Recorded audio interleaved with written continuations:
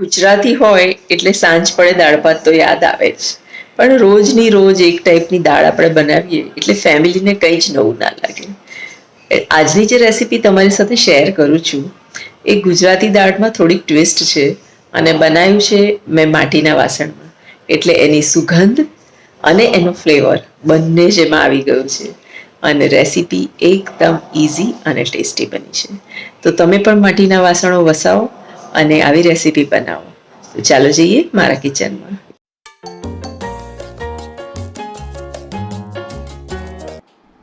અહીં મેં 2 કપ તુવેરની દાળ લીધી છે. તુવેરની દાળ મઢીની છે અને મોયેલી હું લઉં છું, એટલે દિવેલ બહુ બધું હોય છે, એટલે તેના માટે મારે તેને ગરમ પાણીથી ધોવી પડતી હોય છે.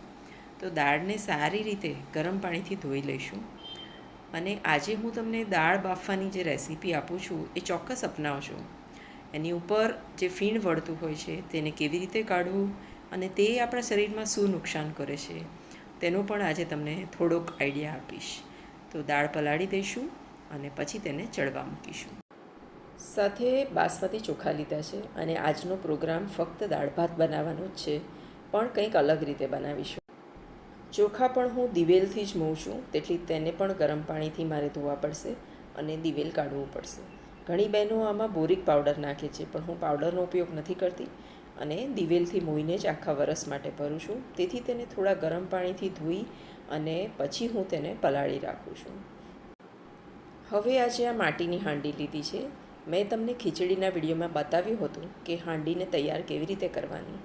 એ રીતે આ હાંડી મેં તૈયાર કરી લીધી છે અને હવે તેની આજુબાજુ આપણે તેલ ચોપડી લઈશું સૌથી પહેલાં અને પછી આપણે આની અંદર દાળ ચડવવા મૂકી દઈશું. તો આખી હાંડીમાં મેં તેલ ચોપડી દીધું છે અને આને ગેસ ઉપર ફાટે નહીં તેવી રીતે તૈયાર બી કરી દીધી છે. હવે આપણે આ દાળ ચડવા મૂકીશું. હાંડીને તૈયાર કેવી રીતે કરવી એ જો તમે વિડીયો ન જોયો હોય તો ખીચડીનો જે વિડીયો છે, જે ખીચડી મેં હાંડીમાં બનાવી છે તે વિડીયોમાં આખો પ્રોસિજર બતાવ્યો છે કે હાંડી કેવી રીતે તૈયાર કરવી જેથી તે ફાટી ન જાય અને ખાવા માટે ઉપયોગી થાય. એ વિડીયો ચોક્કસ જોજો. હવે આ દાળને આપણે સરખી રીતે દાણો ફૂલી ગયો પછી તેને ચડવવા મૂકી છે. માપનું પાણી નાખી અને 1 ચમચું મીઠું નાખી આપણે દાળને ઢાંકી અને તેને ચડવા દઈશું. બીજી બાજુ આપણે મોટી હાંડી લઈ અને તેમાં ભાત બનાવીશું. ભાત માટે પણ આ હાંડી પહેલેથી રેડી કરીને રાખી છે અને અંદર થોડુંક તેલ અથવા ઘી ચોપડીને તૈયાર કરી દીધી છે. હવે ભાતમાં જરૂરી મીઠું નાખી અને જરૂર પૂરતું પાણી નાખી અને આપણે તેને પણ ઢાંકી દઈશું. પાણી એમાં દોઢું નાખશો તો ભાત છૂટો થશે અને ડબલ નાખશો તો ભાત ભેગો થશે. જેવો ભાત ભાવતો હોય એવો આમાં બની શકે છે. હાંડીમાં રાંધવાનો એક જ મોટો ફાયદો છે કે માટીના જે બધા ગુણો છે એ બધા જ ગુણ અને સ્વાદ કોઈ પણ રસોઈ બનાવો એમાં ઉતરે છે.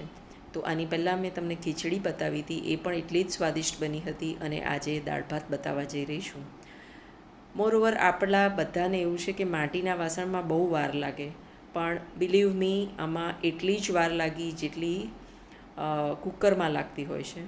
અને કેમ કે મેં પહેલી વાર બનાવ્યું હતું એટલે મેં પાણીના માપને વારે વારે ખોલીને જોયું હતું, બાકી તો એવું પણ કરવાની જરૂર મને લાગી નહીં. થોડો દાણો કડક લાગી રહ્યો છે અને તેથી તેને હું ફરીથી ઢાંકી દઈશ અને એને ચડવા દઈશ. ઉપર આ જે ફીણ આવ્યું છે તે ફીણ આપણે કાઢી લેવાનું છે, પણ હજી દાળને પ્રોપર ચડવા દઈએ. બીજી 5-7 મિનિટ પછી ખોલીને જ્યારે જોયું ત્યારે દાળ ઓલમોસ્ટ ચડી ગઈ છે અને એની ઉપર જે ફીણ છે તેને આપણે કાઢી લઈશું.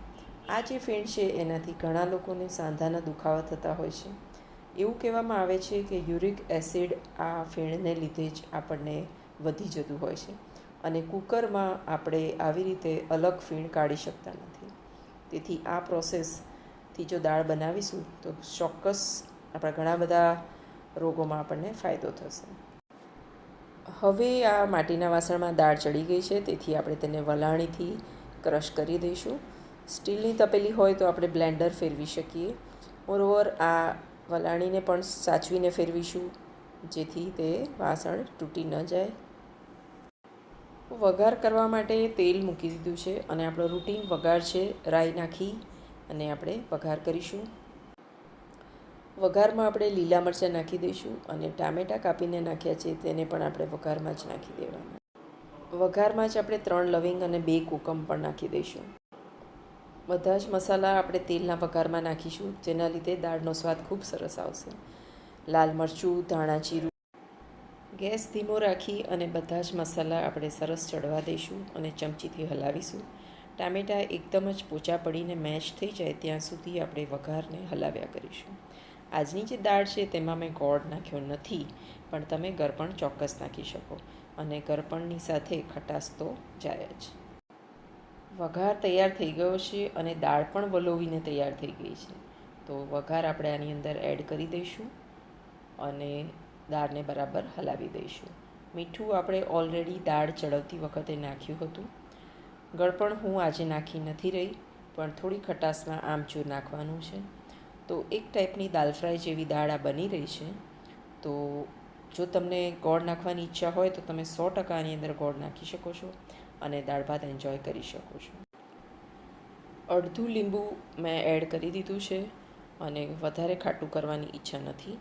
તમે ઈચ્છો તો આની અંદર ગરમ મસાલો દાળ શાકનું પણ એડ કરી શકો છો. સાથે થોડા લીલા ધાણા કાપીને નાખી દઈશું અને હવે આપણી દાળ કમ્પ્લીટલી રેડી છે જમવા માટે. બીજી બાજુ આપણે રાઈસ જોઈ લઈએ કેવો તૈયાર થઈ ગયો છે. ભાતનો દાણો ખૂબ સરસ રીતે ચડી ગયો છે, પાણી પણ બિલકુલ રહ્યું નથી અને એક સરખો બધો બફાઈ ગયો છે. હવે આપણી દાલ ફ્રાયમાં ફક્ત આદું જ નાખવાનું બાકી રહ્યું છે, જેનાથી કમ્પ્લીટ દાલ ફ્રાયનો ટેસ્ટ આવી જશે. તો એકવાર ચોક્કસ આવી રીતે બનાવજો અને ફેમિલીના બધા જ મેમ્બર્સને ચોક્કસ ભાવશે, એની મારી ગેરંટી છે. માટીના વાસણમાં બનાવવાથી તમને પણ તમારી ફેમિલીને કંઈક હેલ્ધી, પૌષ્ટિક કશું ખવડાવવાનો આનંદ ચોક્કસ આવશે. તો કન્સિસ્ટન્સી તમે જોઈ રહ્યા છો કે આવી સરસ દાલ ફ્રાય રેડી થઈ ગઈ છે અને સાથે છૂટો ભાત. તો ચાલો આપણે તેને પીરસી દઈએ.